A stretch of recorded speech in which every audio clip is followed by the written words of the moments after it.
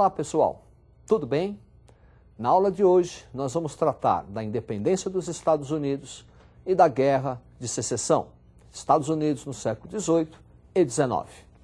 Observe o quadro. Aí está uma alusão ao Congresso Continental da Filadélfia e à Declaração de Independência dos Estados Unidos da América. A independência dos Estados Unidos da América teve, além do iluminismo, movimento que vai defender a liberdade, igualdade e fraternidade, outras causas para justificar seu processo de independência. Observe o quadro. A Revolução Industrial na Inglaterra e a necessidade dela de ampliar o mercado, aumentando o pacto colonial nas colônias do Sul, e a famosa Guerra dos 7 Anos, envolvendo França e Inglaterra, disputando áreas coloniais na América, que vai resultar no arrocho colonial inglês. Esse arrocho colonial inglês é em virtude, primeiro, a vitória da Inglaterra na guerra. Só que essa guerra foi muito onerosa, custou muito caro à Inglaterra. E a Inglaterra, para resolver um problema financeiro criado pela guerra, inicia o arrocho do pacto colonial, aumentando o cerco colonial, pacto metropolitano, entre as colônias do Sul e do Norte. Como exemplo desse arrocho colonial, observe o quadro. Arrocho colonial inglês e as principais leis que caracterizam o início dessa nova política. A Lei do Açúcar, 1764, aumentando as tarifas do melaço, do rum e do açúcar. A Lei do Selo, que era um imposto, uma tarifa, que deveria ser colocado nos jornais, em contratos, para aumentar a cobrança de imposto inglês. E a Lei do Chá, transferindo o monopólio do comércio do chá para a Companhia das Índias Orientais. Especificamente, essa Lei do Chá vai trazer desagravo para os comerciantes, que vão sentir-se prejudicados. Em virtude disso, inicia-se uma tensão social entre os comerciantes norte-americanos e a metrópole inglesa.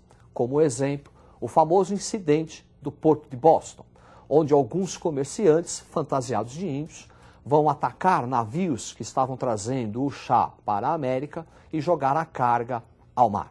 Por conta disso, a Inglaterra vai adotar um novo conjunto de leis, aumentando o pacto chamado Leis Intoleráveis. Observe, aluno, o quadro. Leis intoleráveis, fechamento do Porto de Boston, indenização do chá e a ocupação do Mississippi. A ocupação do Mississippi, onde a metrópole inglesa vai proibir a ocupação dessa área pelos colonos norte-americanos. E pagamento da indenização do carregamento de chá que foi jogado ao mar. Assim, comerciantes e agricultores vão sentir-se prejudicados. O fechamento do Porto de Boston vai atrofiar a economia do norte. Para você entender o que estamos falando, observe o mapa. Comércio triangular. Das colônias do norte, roupas, alimentos, peixes e madeiras para as Antilhas.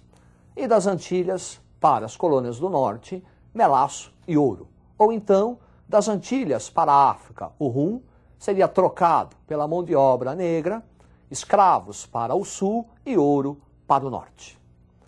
Esse comércio triangular era, como dissemos, o centro dinâmico da economia do norte. Portanto, o fechamento do Porto de Boston vai acelerar as tensões sociais entre colonos e metrópole. Daí, as famosas reuniões na Filadélfia. Primeiro Congresso Continental da Filadélfia, 1774, ainda não tinha um caráter separatista. Segundo Congresso Continental, 1775, esse já com caráter separatista. E em 1776, Thomas Jefferson, com a ajuda de Thomas Paine, Samuel Adams, entre outros, vai redigir a Declaração de Independência dos Estados Unidos da América. Após a Guerra de Independência com a Inglaterra, em 1787 é criada a primeira Constituição norte-americana. Observe o quadro. Formação do Estado norte-americano, uma república federativa, o chefe dessa federação, presidente da república, um presidencialismo, 3 poderes e entre esses poderes um equilíbrio, executivo, o presidente, legislativo, deputados e senadores, judiciários, os juízes, e o ideal de liberdade. Esse ideal de liberdade está também registrado na Declaração dos Direitos do Homem e do Cidadão, também redigido por Thomas Jefferson. Após a independência dos Estados Unidos, inicia-se um outro processo muito interessante e que vai contribuir para a ampliação dos estados norte-americanos. Estamos falando do processo de expansão territorial norte-americana. Preste atenção no quadro. Aí está, das antigas 13 colônias, um processo de expansão. Terras, territórios conquistados ou cedidos pela Grã-Bretanha, França, Espanha e o México. Observe que esse processo de expansão vai ocorrer do leste para o oeste. É a famosa corrida para o oeste, para cumprir o que se chamou Destino Manifesto. Segundo os colonos, os pioneiros norte-americanos, era uma vontade divina, manifestada por Deus, que do Atlântico ao Pacífico fosse uma colonização branca, ou uma civilização de cultura anglo-saxônica. Além das compras de territórios, outros fatores contribuíram para esse processo de expansão territorial. Observe o quadro. Conquista de terras indígenas, meio oeste principalmente, a famosa corrida de ouro para a Califórnia, a construção de ferrovias, barateando o transporte e interligando leste e oeste, e a guerra com o México. Começou em 1846, acabou em 1848 e vai contribuir para uma ampliação do território norte-americano com a incorporação do Texas e com a incorporação da Califórnia. Essa expansão territorial também vai contribuir para um segundo processo, muito mais importante, sendo chamado de Segunda Revolução Americana. A primeira Revolução Americana, a independência dos Estados Unidos. A Segunda Revolução Americana, a Guerra de Secessão. E a Guerra de Secessão, nós vamos encontrar a sua raiz lá no princípio da colonização inglesa, nas 13 colônias. Observe este mapa. Ao norte e a parte central, desenvolveram-se as colônias de povoamento, pequena propriedade, comércio, mercado interno, desenvolvimento de uma burguesia mercantil. Ao sul, colônias de exploração, onde desenvolve-se as plantations, o latifúndio, monocultor, escravocrata. Essas diferenças entre norte e o sul estão na raiz da Guerra de Secessão. Além delas, vamos encontrar outros elementos. Observe o quadro. Guerra de Secessão, as disparidades entre o norte, já industrializado, e o sul agrário, o desenvolvimento do capitalismo no norte e a necessidade do norte de integrar o sul como mercado consumidor e a questão da escravidão.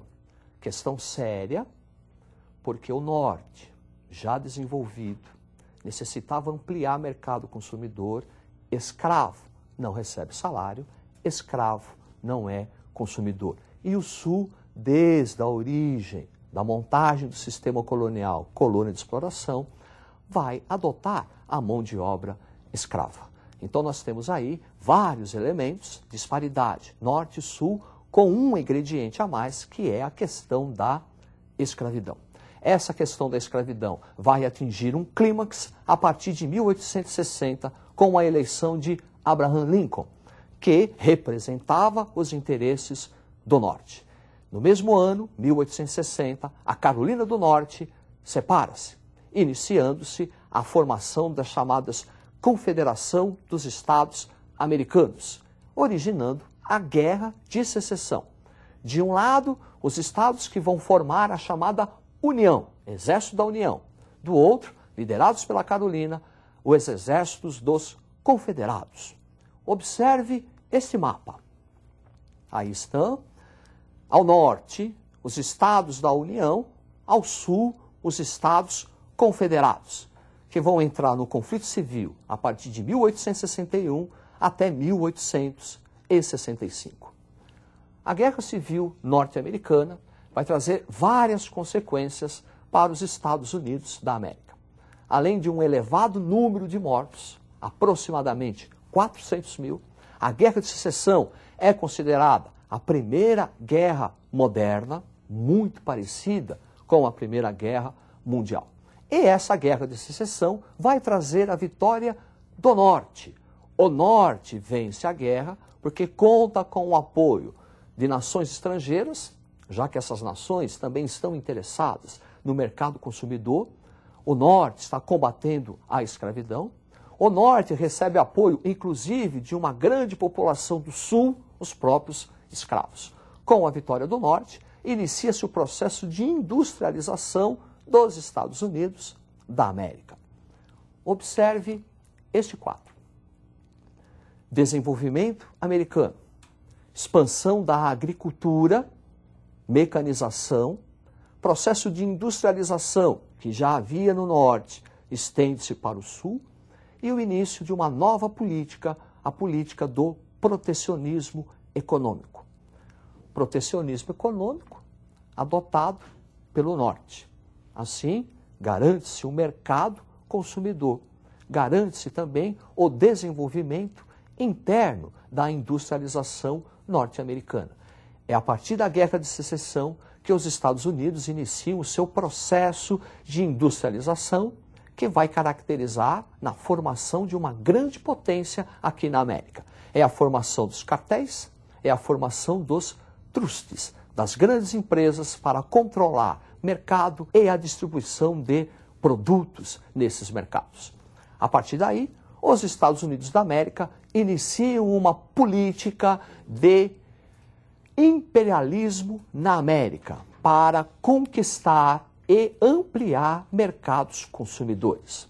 É a famosa doutrina Monroe. A América para os americanos, que na verdade vai se transformar a América para os norte-americanos. Essa política imperialista vai transformar os Estados Unidos da América numa grande potência, já no final do século XIX, aqui na América. E, após a Primeira Guerra Mundial, os Estados Unidos da América já despontam como uma grande potência internacional. É isso aí. Falamos na aula de hoje a independência americana, tratamos da Guerra de Secessão e a formação desse imenso império americano. Uma boa sorte, até a próxima e estude!